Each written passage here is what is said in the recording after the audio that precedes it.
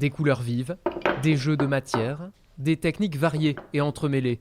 L'univers chamarré de Ségolène Cavelot ancre pourtant ses racines dans une formation des plus classiques, 5 ans d'école boule en atelier de ciselure. La ciselure, c'est l'ornementation des métaux dans l'orfèvrerie, les bronzes d'ameublement, les décors d'horlogerie. Et donc du coup, c'est vraiment du métal pur, sans couleur.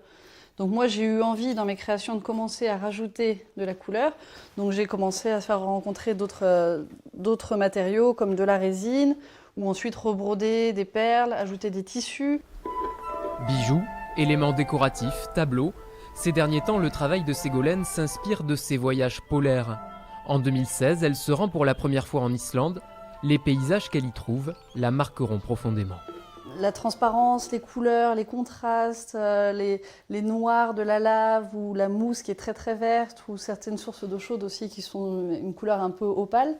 Et donc j'ai voulu commencer à travailler ça. Donc pour ça j'ai mélangé des pigments liquides, de la résine avec un maximum de résine naturelle pour traduire un petit peu cette sensation de puissance de la nature sur place.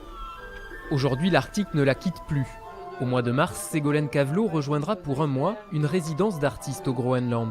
On sera 4 artistes, chacun défendant un projet personnel. Mon but, moi, c'est de faire des prises de son, des photos, des vidéos, des carnets de voyage, et pour ramener de quoi travailler ici sur place ensuite et monter donc une exposition immersive pour plonger un peu le visiteur dans les beautés du Groenland.